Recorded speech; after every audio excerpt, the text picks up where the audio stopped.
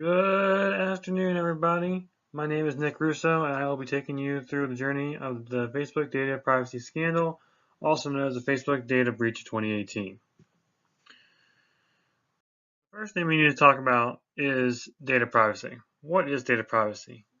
The problem, don't get things confused with data protection. Data privacy is the governance on how data is collected, shared, and used.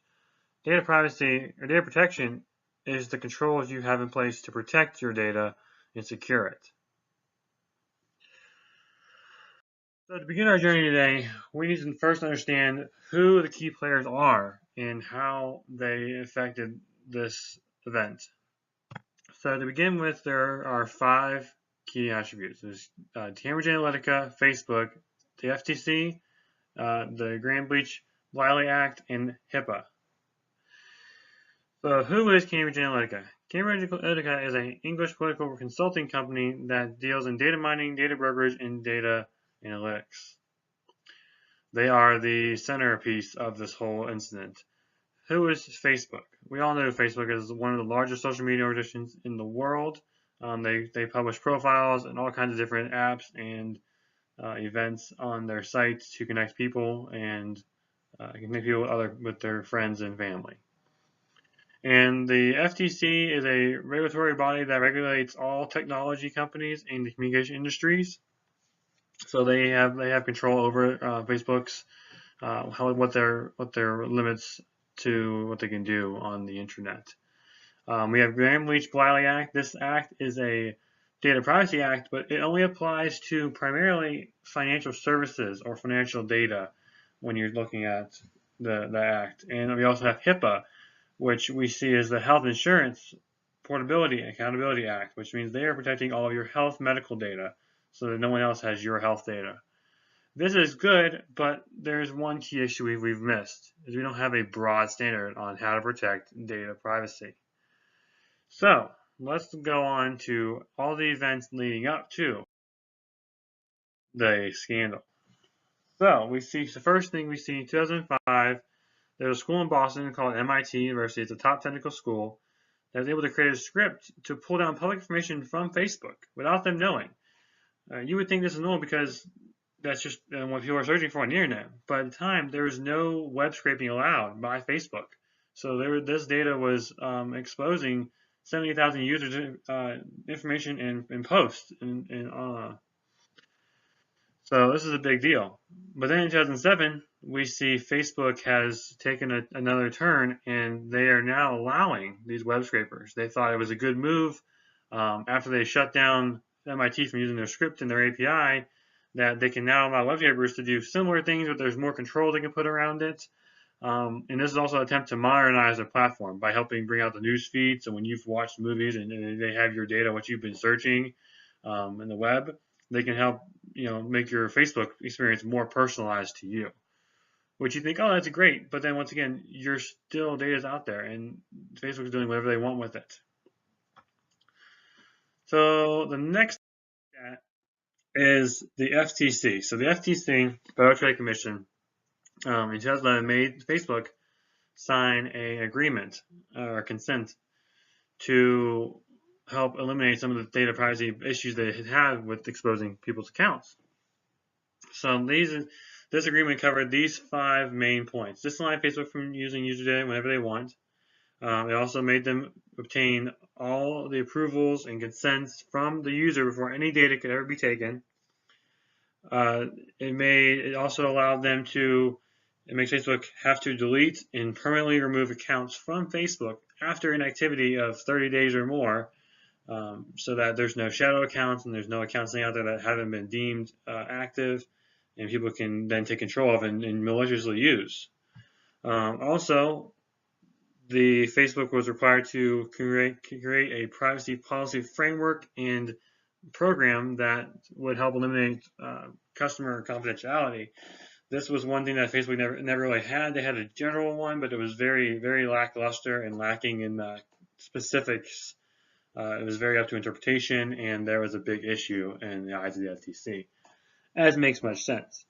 And they are also required to perform periodic audits every 180 days to 2 years at least for the next 20 years from 2011. So that means 2031, they have to perform an audit every 2 years on Facebook to make sure that they're upholding their privacy rules that they've set to themselves. And the last event that we're going to talk about probably leading up is the 2013 data breach where Facebook exposed 66 million user accounts. This was a bug on their platform that they found that when you download your history, you not only download your history, you download all of your friends' history and all of your friends' information and all their posts, likes, dislikes, phone numbers, addresses, everything from their accounts. So this was a major, major breach for Facebook. Luckily, they quickly fixed this issue and were able to. They found that none of the data, from what they could tell, was misused at all, which was a good thing. So, having all those events, there's a lot of issues that Facebook's been going through from 2005 to 2013. So now let's take a look at the events that tie directly to the Cambridge Analytica scandal. So, to begin our investigation, let's look at 2014. So back in 2014, 4 years prior to the 2018 articles being released, we see the initial ask from Alexander Kogan to have Cambridge Analytica, who does third-party reviews for companies to do analytics or data mining and all the data analytics they do, and he asked them to perform with this personal life quiz. And this app was to allow them to download any of your data, your demographics, your likes, your friends list, your posts, all that was allowed when you would add this app to your Facebook. So basically, it gave them all full access to your accounts, and you could see all your private data. There's nothing you allowed it because you didn't look at most people. These privacy agreements are so long that it was said that seven attorneys went into a room with one of these Apple agreements, and they still came out 7 days later and didn't know what it said. So that's how long these agreements can be. So now we look at 2015. After Facebook discovers that the data exfiltration was happening, a year later, they did issue a statement saying that we need you to consent to delete all data that you've exfiltrated from Facebook, and you need to send over and certify that you have done all of this for all the data, which was good. Good move on Facebook's part. The problem is it took them a year to figure it out. So that's an issue. But then we come up to 2018. The New York Times, which is an American newspaper, and the Guardian articles, which is an English newspaper, both had an article published in them that said that 300,000 people had downloaded the app from Facebook, and it exposed 87 million people's data and results. So due to this exposure of all these accounts, there were events that were tied to this are the recent Brexit accident for the United Kingdom, President Trump's election, and the Russian interferences in America. So with all that being said, Congress had Mr. Zuckerberg in Congress for a week, testimonies with all the senators, and they were asking lots of questions about how is Facebook supposed to help us here? Do we need to have them regulated? Do we need to set a regulation to just regulate Facebook and all social media platforms because they own Instagram, they work with Twitter. So this was a big issue that we just uncovered for Facebook. So the question we go to now is where we go from here. Where we go from here is we look at GDPR. So could GDPR really save us a lot of trouble in the world? Well, there's 3 main points to GDPR that we've discovered that could have assisted in maybe making this impact less or not have it happen at all. We look at contractual necessary, which means that you have to have necessary consent for the data that you're getting from your customers. You also have to have consent, informed specific consent, so that someone actually knows exactly what data you're looking for and that you're allowing them access to just that bit of data and nothing more than that. So it has to be very specific consent. We also see that the legitimate interest. So legitimate interest is any business or third party that wants to override a person by their rights of interest the person's data may be stopped by any objection. So if a company third party wants your data and you have any objections at all whatsoever, you can always just say, no, I have objection and they cannot use your data, which is good. Some people would do that if they knew exactly how much data was being stolen from them every day. But is that really necessary? Is that where the issue really lies? Well, not always, because it also comes upon the companies, the Apples, the Googles that own your platforms. You have your phones. And so there's an issue. An article came out when Tim Cook expressed deep condolences for all the lost data that happened through this crisis. He took privacy of his own platform in his own hands. He removed Facebook's Express passes. He removed he revamped all the privacy policies for Apple and did a total deep dive into each one and made sure that they were really abiding by these regulations. And even looking at GDPR because they knew it was in the works of coming into America, especially after the meeting with the congressional hearings. Also, Facebook took it to their own hands. They revamped their own privacy policies. They cut ties with their third-party apps. So they removed all their apps and said, you have to come back in through our new policies and have to go through the review process to be able to be allowed on Facebook to have access to all the data that we hold in our systems.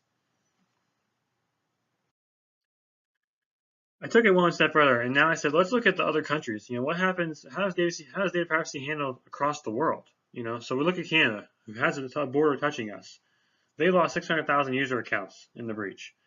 They fined Facebook $6 million because that was a huge deal, and they broke a lot of territorial privacy laws in Canada. Canada has an interesting philosophy where they have each of their territories, Ottawa, Toronto, the Western part of Canada, all have their own privacy laws. Overarching one privacy law comes over top with specific identification of what the other laws talk about.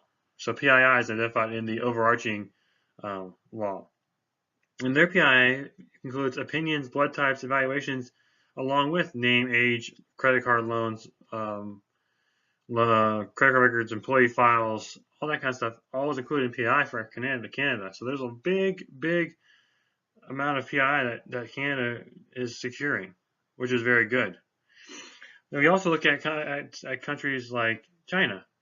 So we see China, they were drafting GDPR when this breach was happening. They drafted GDPR in January of 2018. And then this happened in March. So they made sure they enacted it by May of 2018.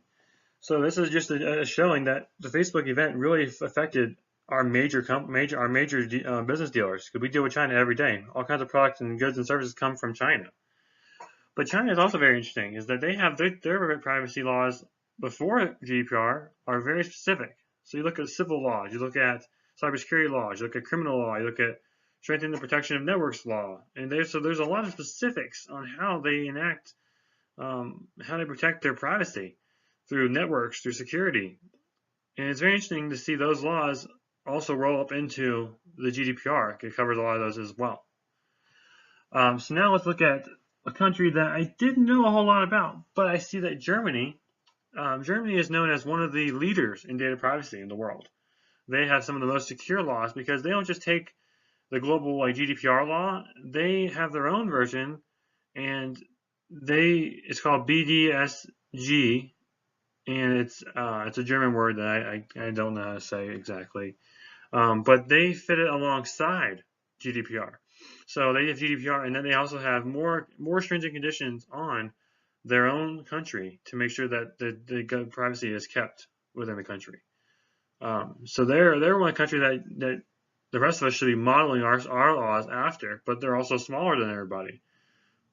But it doesn't always mean that because you're smaller means you're better.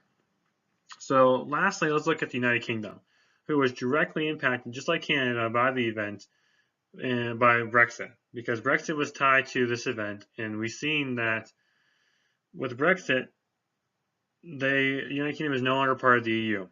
And so they haven't yet decided yet if they're going to not use GDPR in the United Kingdom, but for the time being, it is enacted in the United Kingdom. And their laws were very, very loose. There was a lot of interpretation going on in the United Kingdom. So GDPR is where this was born and is where it started at. So in summary, the Facebook Cambridge Analytica scandal was very, very important to the world. It really expedited the process of how we all view data privacy. Data privacy was just a thought at one point, and now it's actually a big issue, and now has everybody's attention. And it's now the next big thing. It's no longer about your pen testing. It's your data. Your data is valuable, and you're just a number when it comes down to it. So through this investigation, I have gained a lot of knowledge on the privacy sector as well as how technology impacts privacy. You can now see my works cited, photos, and I hope everybody has a great day. And if you have any questions, feel free to contact me. Thank you very much.